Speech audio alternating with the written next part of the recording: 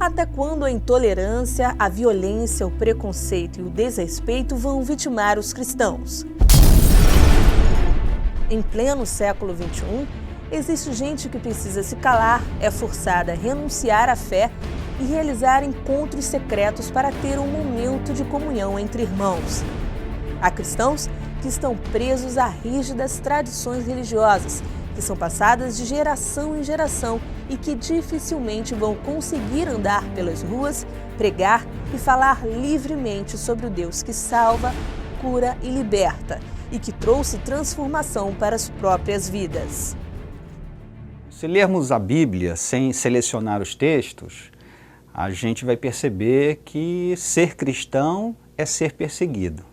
A Bíblia diz que, por amor de Cristo, nós somos levados à morte todos os dias. A perseguição aos cristãos não é uma coisa recente.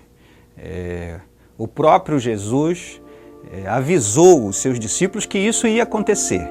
Em Mateus 10:36, por exemplo, a gente lê Jesus dizendo assim: "Eu vos envio como ovelhas ao meio de lobos." Nesse momento, há cristãos que estão presos. Muitos deles seguem confinados, vivem sob condições desumanas, foram arrancados do seio familiar, passaram por maus tratos e humilhação, mas decidiram não renunciar à fé. O problema é que dia a dia as histórias de tortura física e psicológica ganham maior frequência. É preciso estar atento ao que acontece no mundo. O Evangelho é a mensagem do reino de Deus, a mensagem da salvação em Jesus Cristo. Isso significa que é uma mensagem de amor, de paz, de justiça e igualdade social. Esse é o tipo da mensagem totalmente contrária àquilo que impera no mundo. Então, onde o Evangelho chega, ele chega com uma posição contrária àquilo que está imperando nas consciências, nas culturas. É inevitável que a perseguição aconteça. No Brasil, vivemos uma condição privilegiada de culto e liberdade religiosa. O país é um Estado laico que se declara neutro às questões religiosas e possui normas jurídicas que visam punir atos de intolerância. A Lei de número 9.459, de 15 de maio de 1997, considera crime a prática de discriminação ou preconceito contra religiões. Em 21 de janeiro, foi instituído o Dia Nacional de Combate à Intolerância Religiosa. Entretanto, a condição de liberdade deveria ser extensiva a todas as nações, já que o artigo 18 da Declaração Universal de Direitos Humanos, de 1948, informa que toda pessoa tem direito à liberdade de pensamento, consciência e religião, que inclui a liberdade de mudar de crença pelo ensino, pela prática, pelo culto e pela observância, isolada ou coletiva, em público ou em particular, de uma doutrina. Em 1966, esse artigo foi revisto e ampliado através do Pacto Internacional sobre os Direitos Civis e Políticos. A grande questão é que esse documento não possui uma obrigatoriedade legal e, na prática, somente os Estados-membros da Organização das Nações Unidas tentam cumprir as ordenanças previstas no pacto.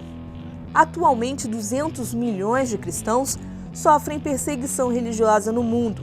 Outros 150 milhões sofrem algum tipo de discriminação, restrição ou violência, e 105 mil foram mortos no ano passado, de acordo com os dados do Observatório de Liberdade Religiosa da Itália. Para a organização não governamental Minority Rights Groups International, a intolerância se tornou uma das principais causas de perseguição entre as minorias. As causas podem estar relacionadas ao aumento do nacionalismo religioso, à marginalização econômica dos países e os abusos derivados das leis antiterroristas, que estabelecem uma pauta crescente de hostilidade religiosa. Algumas organizações internacionais divulgam todos os anos a classificação dos lugares mais opressores do mundo ao cristianismo. Estão nas primeiras posições Coreia do Norte, Arábia Saudita, Afeganistão, Iraque, Somália, Maldivas, Mali, Irã, Iêmen, Eritreia, Síria, Sudão, Nigéria, Paquistão e Etiópia. Olhando do Brasil para os países listados, eles nos parecem bem distantes, para além das competências e preocupações da Igreja brasileira. Contudo, na 46ª colocação está a Colômbia, bem próxima de nós, como o único representante de todas as Américas. E basta assistir ou ler qualquer noticiário para verificar que na editoria internacional, algumas notícias revelam parte da realidade crescente de cristãos assassinados e perseguidos. Um homem que se converteu ao cristianismo foi condenado à morte. Infelizmente, esse tipo de informação parece não causar mais comoção. Por isso, esse é o tempo de refletir e mobilizar sobre o trabalho da igreja perseguida. Essas notícias que a gente tem conhecimento agora são resultado de outras duas coisas. Resultado da globalização, que acaba levando outras culturas para dentro desses povos, desses países, e aí há uma resistência, e também por causa do avanço dos meios de comunicação, que noticiam as coisas numa velocidade muito maior e com muito mais eficiência, e então essas notícias de intolerância e de choques e de conflitos acabam chegando com muito mais frequência até nós. Existe um mundo que não quer ouvir o Evangelho.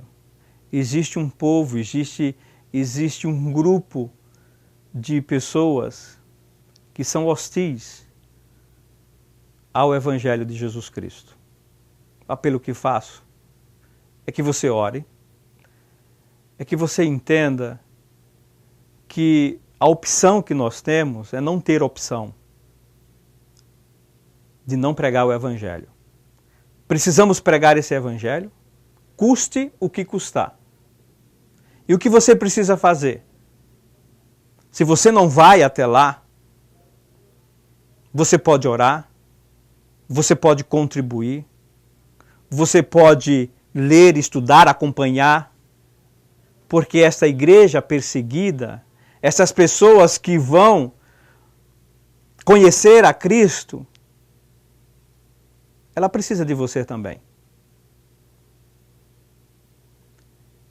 Você não conhece, mas você pode contribuir de uma maneira muito extrema para que esse crescimento desta igreja, para que este evangelho, ele continue. É muito difícil para aquele que sai e vai enfrentar essas realidades e esse contexto.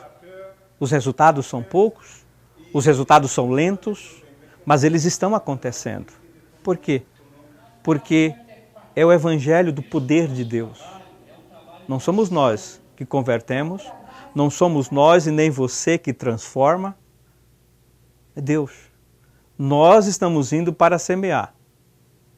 Nós estamos levando a palavra, mas é o Cristo que chega e transforma, é o Espírito de Deus que penetra no coração destas pessoas. E além de orar, a igreja deve pensar sobre como os cristãos têm utilizado a própria liberdade. No Brasil se pode ser, falar, orar, cantar, servir e confessar fé de muitas formas. Mas em vários lugares do mundo fica cada vez mais difícil anunciar a mensagem da salvação, ainda mais com a vida. Quem dera jamais fosse esquecido o sentimento e a alegria de receber em mãos uma Bíblia. Existem países em que o ato de ter apenas um exemplar é considerado crime, com pena de morte.